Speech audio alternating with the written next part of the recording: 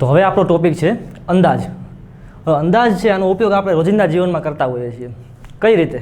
તો આપણે કોઈ પણ જગ્યાએ બહાર જઈએ, કોઈ વસ્તુઓ ખરીદીએ તો એનો આપણે અંદાજ મેળવીએ કે આપણે કોઈક વસ્તુ છે તે 4,500 લીધી, એક વસ્તુ છે 5,200 લીધી, એક છે 3,400 લીધી. આ બધાનો અંદાજ ભેગો કરીએ તો આપણે કહીએ કે 4,500, 5,200 અને 3,000 ને ભેગું થઈ ટોટલ કાંઈક 12,000 જેવો ખર્ચો આપણે કર્યો છે.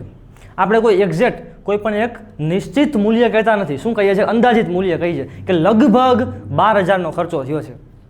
તો આ લગભગ શબ્દ જે વાપરીએ છીએ એ આપણો છે અંદાજ.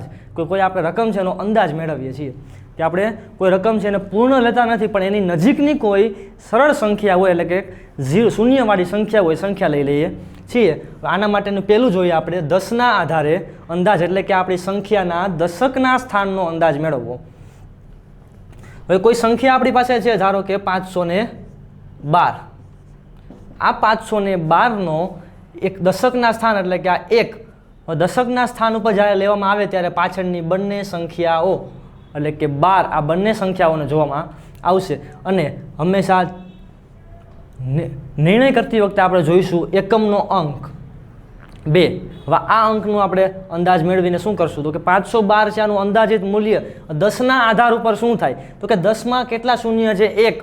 તો આપણે છેલ્લી એક સંખ્યા જોઈશું, એટલે કે 2. આ 2નું અંદાજિત મૂલ્ય શું થાય? તો આ અંદાજિત મૂલ્ય જાણવા માટેનો નિયમ છે કે એકમના સ્થાન ઉપર આપણે 0 થી લઈને 9 સુધીના અંકો વાપરીએ છીએ.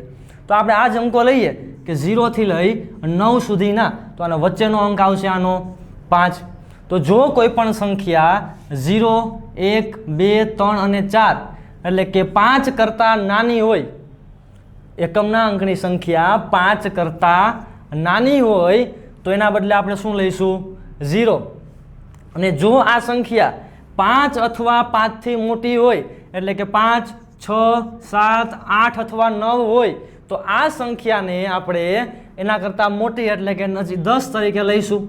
જો સંખ્યા 0 થી 4 સુધી, એટલે કે 5 કરતાં નાની હોય તો 0, અને જો સંખ્યા 5 અથવા 5 થી મોટી, એટલે કે 5, 6, 7, 8 અથવા 9 હોય તો એના સ્થાને આપણે લઈશું 10. તો હવે આ અંદાજનો ઉપયોગ આપણે સંખ્યામાં કઈ રીતે કરશું એ જોઈએ આપણે. સૌપ્રથમ આપણો નિયમ યાદ રાખવાનો છે કે 0 થી 4 હોય તો 0, અને 5 થી 9 હોય તો 10. હવે સંખ્યા લઈએ કે સંખ્યા છે આપણી પાસે 7.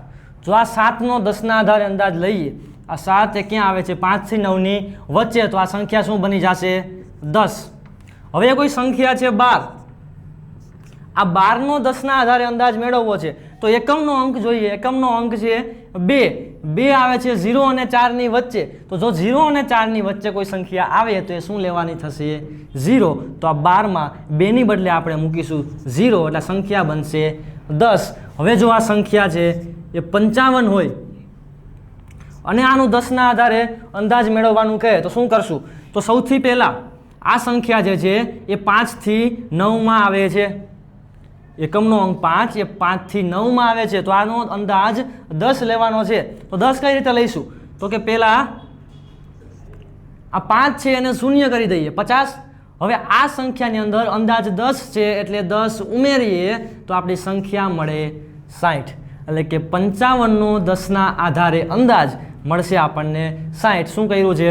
તો કે એકમનો અંક 5 છે એ 5 અને 9ની વચ્ચે આવે છે એટલે 10 થાય, અને 10નો સંખ્યામાં સરવાળો થઈ જાય છે એટલે 50માં 10 ઉમેરીએ તો જવાબ આવે છે 60. એટલે 55નો 10ના આધારે અંદાજ 60. તો આપણે જોયું 10ના આધારે અંદાજ. હવે આપણે 100ના આધારે અંદાજ જોઈશું. 100ના આધારે અંદાજ મેળવવામાં આપણે હંમેશા છેલ્લી 2 અંકોનો અંદાજ મેળવીશું, કારણ કે 100ના અંકમાં 2 શૂન્ય આવે છે તો આપણે છેલ્લા 2 અંકો ધ્યાનમાં લઈશું.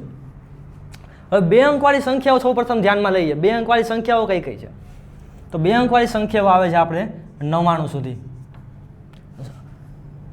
0 થી લઈ 99 સુધીની સંખ્યાઓ લઈએ અને વચ્ચે આવશે 50, અને 50ની પહેલાં 49. આ 2 ભાગ પાડીએ આપણે તો કોઈ પણ સંખ્યા જો 0 અને 49ની વચ્ચે આવે તો આના સ્થાન ઉપર આપણે લઈશું 0. અને જો સંખ્યા 50 થી 99 સુધીમાં હોય, એટલે કે જો સંખ્યા 50 અથવા 50થી વધુ હોય તો એના બદલે આપણે લઈશું 100. 100ના આધારે અંદાજમાં આપણે છેલ્લા 2 અંકોનો અંદાજ મેળવીશું. જો છેલ્લા 2 અંકો 0 અને 49ની વચ્ચે હોય તો એના સ્થાન પર 0 લઈશું, અને જો સંખ્યા 50 અને 99ની વચ્ચે હોય તો એ સંખ્યામાં આપણે 100 ઉમેરીશું. જોઈએ આપણે સૌપ્રથમ 0 થી 49 હોય તો 0 અને 50 થી 99 હોય તો 100. હવે એક સંખ્યા છે 512. આ 512નો 100ના આધારે અંદાજ મેળવવો છે તો શું કરશું? છેલ્લા 2 અંકો જોઈએ. 12 ક્યાં આવે છે? તો કે 0 અને 49ની વચ્ચે, તો આ 12ના બદલે આપણે લેવાના થશે 0, તો 5 એમનેમ અને 12ના બદલે 0 એટલે કે 500. તો 512નું 100ના આધારે અંદાજિત મૂલ્ય મળશે 500. હવેની એક સંખ્યા છે 755. આનું અંદાજિત મૂલ્ય લઈએ તો એકમના અને દશકના 2 અંકો લઈએ. 55 ક્યાં આવશે? તો 50 અને 99ની વચ્ચે. તો 50 અને 99ની વચ્ચે જે સંખ્યાઓ છે એ સંખ્યાઓના બદલે આપણે 100 લેવાનો છે. તો સૌપ્રથમ 55 છે એને બાદ કરીએ તો વધશે 700, અને 55નું અંદાજિત મૂલ્ય 100 થાય છે, એટલે આ 100 આપણે એમાં ઉમેરી દઈશું. તો 700 + 100 એટલે કે 800. તો 755નું 100ના આધારે મૂલ્ય થશે 800. જોઈએ આપણે હજી એક બીજું આપણે તારણ કાઢી શકીએ કે કઈ સંખ્યા વધુ નજીક છે એ લેવાની છે આપણે. 100ના આધારે છે એટલે કે 2 શૂન્યવાળી સંખ્યા નજીક હોય એ લેવાની.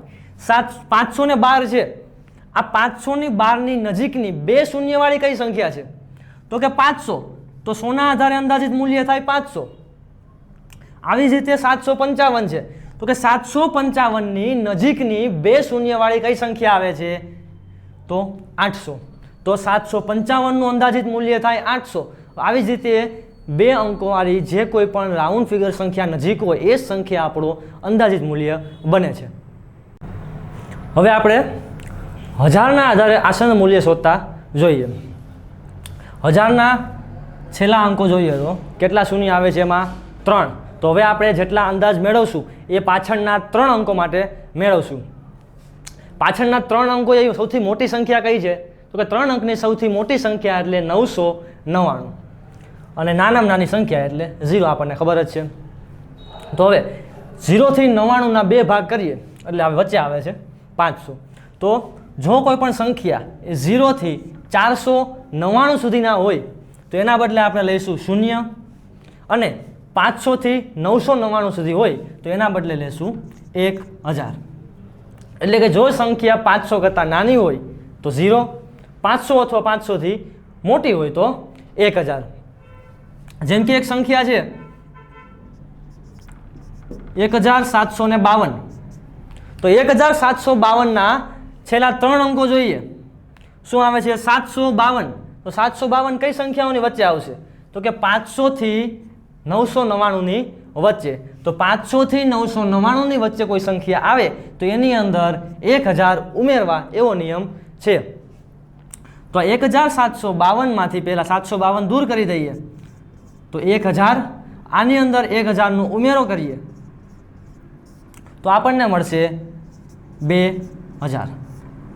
તો 1752નું 1000ના આધારે આસન મૂલ્ય છે એ 2000 મળે છે. હવે આવી જ રીતે બીજી સંખ્યા લઈએ 5251.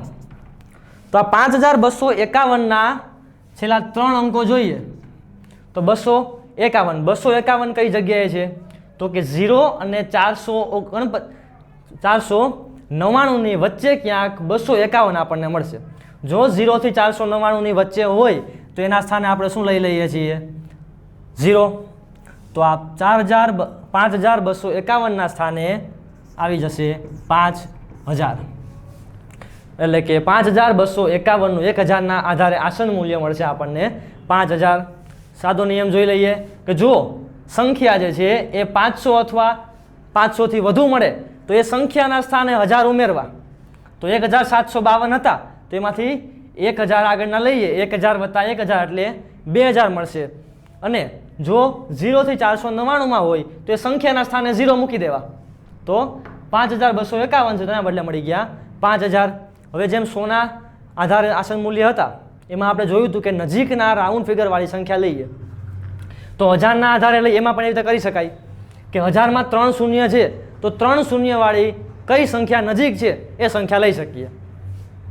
જેમ કે 1752 છે તો આ 1752ની નજીકની 3 શૂન્યવાળી સંખ્યા કઈ, તો કે એમાં બે સંખ્યાઓ આવે, એક તો 1000 આવે ને એક તો 2000 આવે. 1000 અને 2000ની વચ્ચે ક્યાંક છે, પણ આ બેમાંથી વધુ નજીક કોણ છે? 2000. તો આનું આસન મૂલ્ય 2000. આવી રીતે 5251 છે તો 5251 કઈ બે 3 0વાળી સંખ્યામાંથી આવે છે? તો કે એક 5000 અને 5000 પછીના એટલે કે 6000. આ બેમાંથી કોઈ એક સંખ્યા હોવી જોઈએ. હવે નજીક કોની બાજુમાં છે? તો કે 251 છે એ 0 નજીક કહેવાય, એટલે 5251 એ 5000ની વધુ નજીક છે. કોના કરતાં? તો કે 6000 કરતાં. તો આ સંખ્યાનું આસન મૂલ્ય મળે 5000. હવે આના આધારિત આપણે અમુક દાખલાઓ જોઈએ કે આનો સરવાળા, બાદબાકી અને ગુણાકારમાં કઈ રીતે ઉપયોગ થાય છે. ચાલો હવે આપણે સરવાળામાં અંદાજિત મૂલ્યનો ઉપયોગ જોઈએ કે 512 પ્લસ 718નો અંદાજિત સરવાળો મેળવો.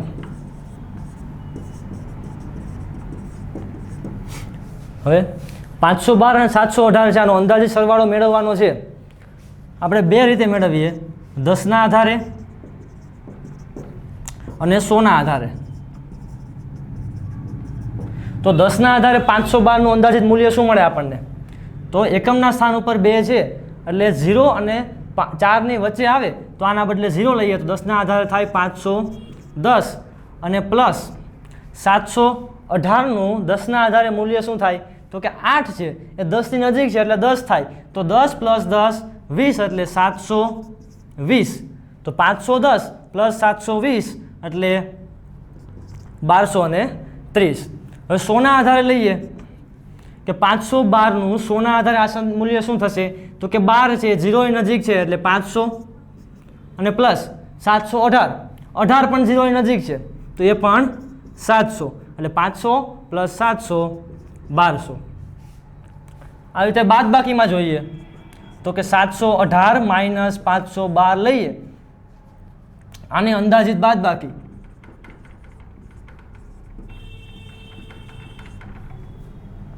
તો પહેલા 10ના આધારે અને પછી 100ના આધારે. તો 10ના આધારે મૂલ્ય મળવી આપણે 718નું 10ના આધારે આસન મૂલ્ય શું થાય? 720.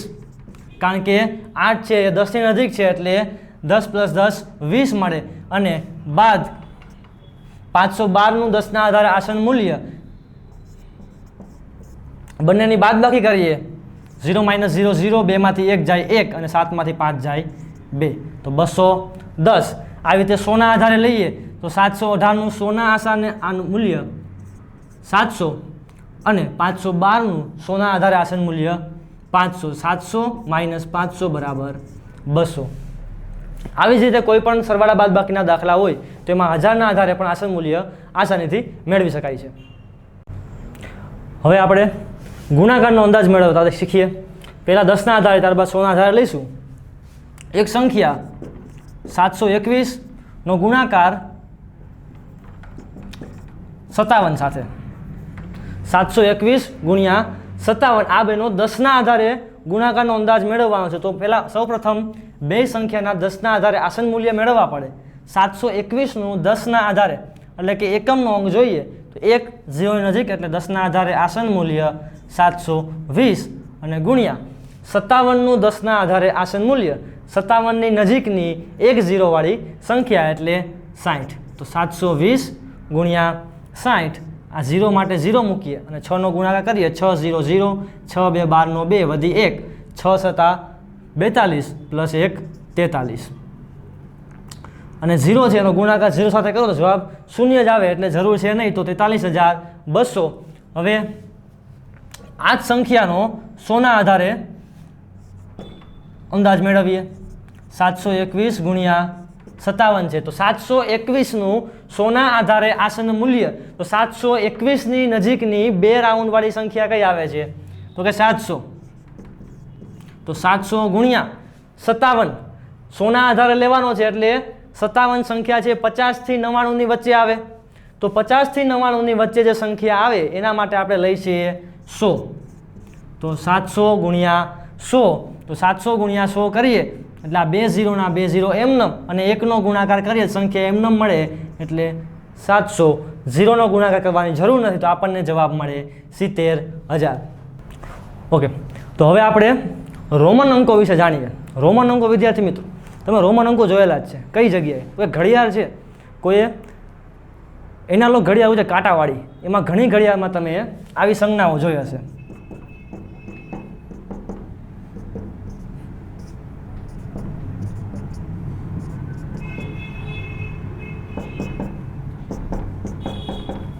આ પ્રકારની સંજ્ઞાઓ જોઈ છે. તો આ શું છે? કે આ રોમન અંકો છે. જેમ આપણે સંખ્યાઓ વાપરીએ છીએ એવી સંખ્યાઓ જ છે, પણ ખાલી લખવાની રીત અલગ છે. કઈ રીતે? તો રોમન એટલે કે રોમ દેશમાં જે ભાષા વપરાય છે એને કહેવાય છે રોમન. તો આ રોમ દેશમાં જે આંકડાઓ વાપરવામાં આવે છે એ આંકડાઓ છે જેને રોમન અંક કહેવાય છે, જેના માટે અંકો નથી વપરાતા. પણ આપણે જે ABCDના આલ્ફાબેટ્સ છે એ આલ્ફાબેટ્સનો ઉપયોગ કરી અને સંખ્યાઓ બનાવવામાં આવે છે.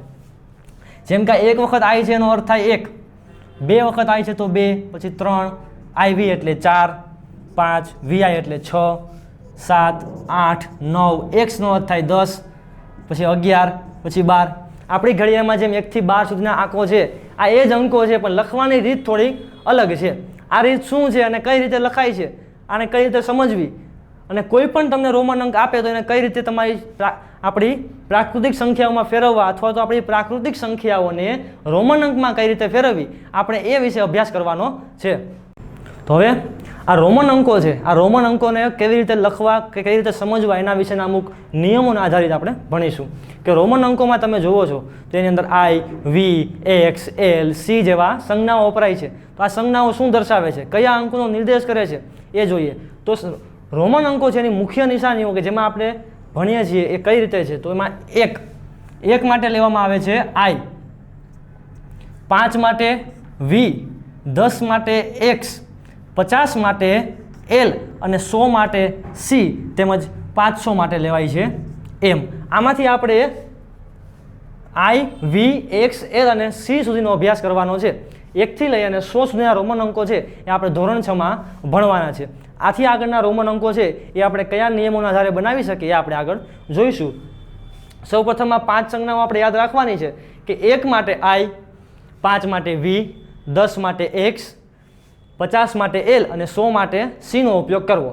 હવે આ સંજ્ઞાઓનો ઉપયોગ કરીને આપણે 1 થી 10ના રોમન અંકો જે આપણે નોર્મલી ઘડિયાળના કાંટાઓમાં કે આપણી પાઠ્યપુસ્તકના જે મુદ્દાઓ છે એ મુદ્દાઓમાં આપણે જોઈએ છીએ, એમાં લખેલા હોય છે.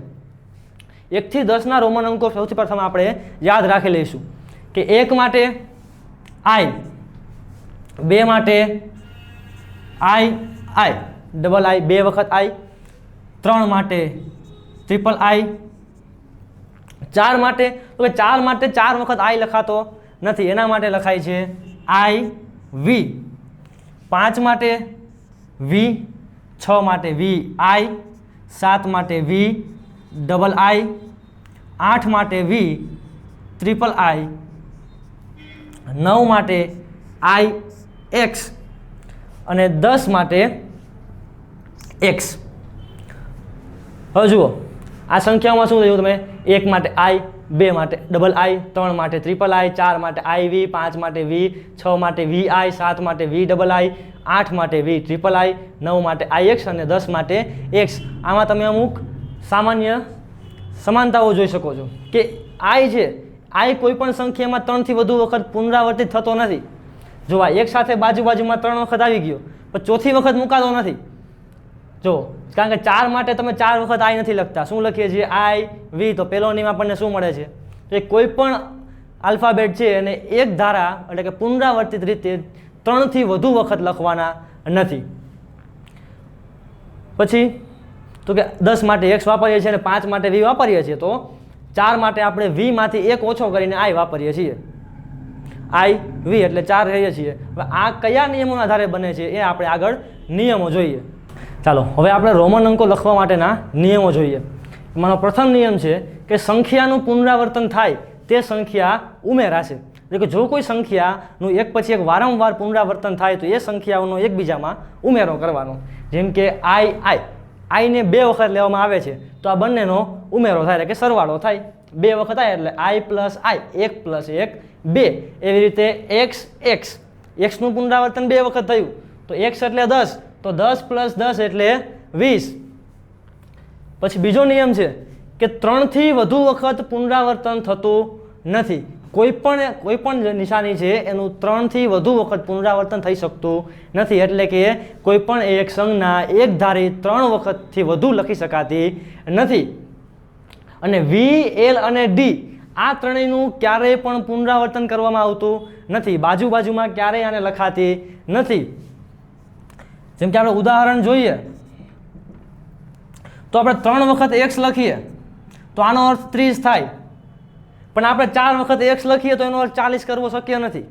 કારણ કે નિયમ મુજબ કોઈ પણનું પુનરાવર્તન 3 થી વધુ વખત કરી શકાતું નથી. તો આપણે 4 વખત x લખી શકતા નથી.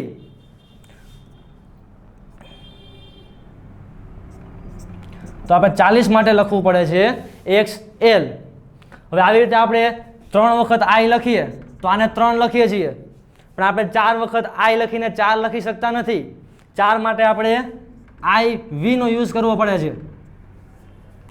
હવે ત્રીજો નિયમ છે કે મોટા મૂલ્યના પ્રતીકની બાજુમાં જ્યારે નાના મૂલ્યનું પ્રતીક હોય એટલે કે મોટી સંખ્યાની જમણી બાજુએ, આ શબ્દ યાદ રાખવાનો છે કે જમણી બાજુએ જ્યારે મોટા મૂલ્યની બાજુમાં જમણી બાજુએ નાનું મૂલ્ય મૂકવામાં આવે ત્યારે એ મૂલ્યનો સરવાળો થાય. જેમ કે v ની બાજુમાં i, આમાં v છે એ મોટું મૂલ્ય છે, v ના બરાબર 5 થાય અને i નું મૂલ્ય 1 જ છે. તો મોટા મૂલ્ય v ની બાજુમાં જમણી બાજુએ નાનું મૂલ્ય i મૂકીએ તો i નો સરવાળો v માં થાય છે. તો v બરાબર 5 અને i બરાબર 1, તો 5 પ્લસ 1 બરાબર 6 લખાય.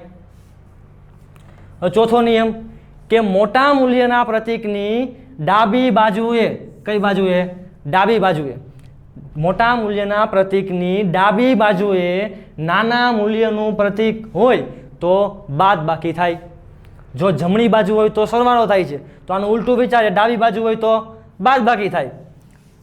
હવે i v લખીએ, i નાની સંખ્યા છે અને v મોટી છે, તો v એટલે કે મોટા મૂલ્યની સંખ્યાની ડાબી બાજુએ i એટલે નાનું મૂલ્ય મૂકવામાં આવે તો મોટામાંથી નાનું મૂલ્ય બાદ થાય. તો મોટું મૂલ્ય 5, એમાંથી બાદ થાય નાનું મૂલ્ય 1, તો 5 માંથી 1 જાય તો 4. આ આપણે આગળ 1 થી 10 રોમન અંક લખ્યા એમાં જોયું છે કે v i નો અર્થ 6 થાય અને i v નો અર્થ 4 થાય છે. હવે છેલ્લો નિયમ કે v, l અને d ને ક્યારેય પણ બાદ કરી શકાતા નથી. બરોબર, v, l અને d છે આને ક્યારેય બાદ કરવાના નથી. આ હંમેશા સરવાળો જ કરે છે. એનું એક ઉદાહરણ જોઈએ તો આપણે 5 લખવા હોય તો આપણે ક્યારેય v1 એમ લખી શકતા નથી. આપણે આ 10 માંથી 5 બાદ કરીને 5 એમ લખાય નહીં તો આ ખોટું પડે. બરોબર, ક્યારેય v છે એનું બાદબાકી થતી નથી. એવી રીતે l અને d ની પણ ક્યારેય બાદબાકી કરી શકાતી નથી. એનો હંમેશા સરવાળો જ થાય છે. તો હવે આ નિયમોનો ઉપયોગ કરી આપણે 1 થી 100 સુધીના રોમન અંકો કઈ રીતે લખવા એ આપણે આગળ જોઈએ. હવે આપણે 1 થી 10 જોયા. હવે આગળ 11 થી 100 સુધીના રોમન અંકો કઈ રીતે બનાવવા એના વિશે ખ્યાલ મેળવીએ. તો આપણે જે આગળ 5 નિયમો ભણ્યા છે એ જ 5 નિયમોનો ઉપયોગ કરશું તો આગળના 100 સુધીના રોમન અંકો આપણને આસાનીથી મળી જશે. 11, તો 11 ને આપણે શું લખી શકીએ? તો 11 માટે આપણે 10 પ્લસ 1, 10 પ્લસ 1 એટલે 11 એમ લખી શકીએ. તો 10 માં 1 ઉમેરવો એમ લખી શકાય. 10 એટલે x અને એમાં 1 ઉમેરવો છે તો ઉમેરવો એ સંખ્યા કઈ બાજુ લખવાની છે? જમણી બાજુ. તો જમણી બાજુ 1 ઉમેરીએ એટલે i x i. હવે 12 માટે, તો 12 માટે આવે 10 પ્લસ 2, તો 10 માં 2 ઉમેરીએ, 10 એટલે x, એમાં 2 ઉમેરવા છે એટલે પહેલાં 1 ઉમેરીએ તો 11, હજુ 1 ઉમેરીએ 12, તો x i x double i. આવી રીતે 13 માટે 10 પ્લસ 3 એટલે x ટ્રિપલ i. હવે 14 માટે 10 માં 4 ઉમેરીએ 10 માટે x અને આગળ જોયું એમ 4 માટે વાપરીએ છીએ ix સોરી iv તો x iv x એટલે 10 અને iv એટલે 4 10 + 4 x iv એટલે 14 15 માટે 10 + 5 તો 10 એટલે x + 5 એટલે v x v હવે આવી રીતે આગળ વધતા જઈએ તો 20 માટે તો 10 + 10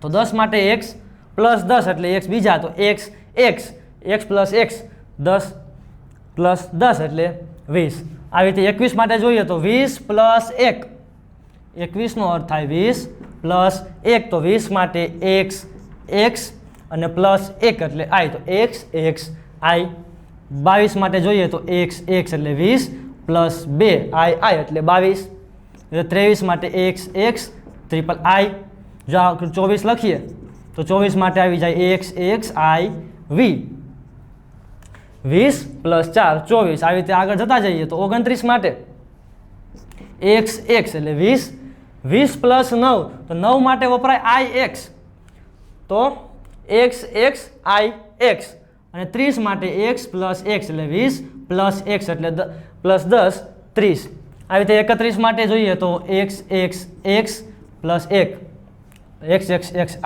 32 માટે 30 + 2 તો x x x double i 33 માટે ટ્રિપલ x ટ્રિપલ i આવી રીતે 39 જોઈએ તો x x x અને +9 એટલે i x x x x + i x + 9 હવે એમ કહેશો સર તમે કીધું 4 વખત x આવે નહીં તો જો શું કીધું હતું કોઈ પણ છે એક ધારી 3 વખત પુનરાવર્તન થઈ હોય તો ચોથી વખત ના આવે પણ જો 3 વખત પુનરાવર્તન થઈ અને વચ્ચે i આવી ગયો એટલે પુનરાવર્તન અટકી ગયું અને ત્યારબાદ ચોથો x આવ્યો છે એટલે કે એક ધારા 4 વખત ન આવે પણ વચ્ચે કોઈ બીજી સંખ્યા આવી જાય તો ફરી પાછા આવી શકે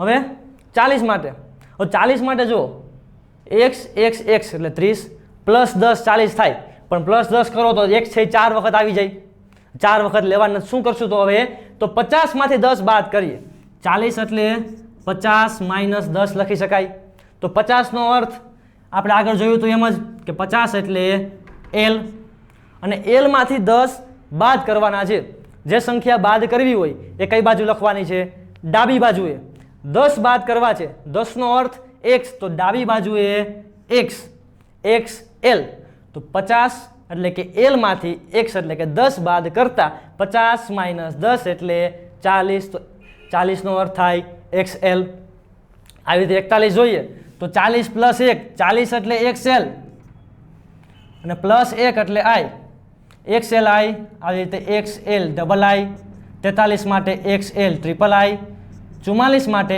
xl 4 માટે iv તો xl iv હવે 49 માટે તો 49 માટે xl i x xl i x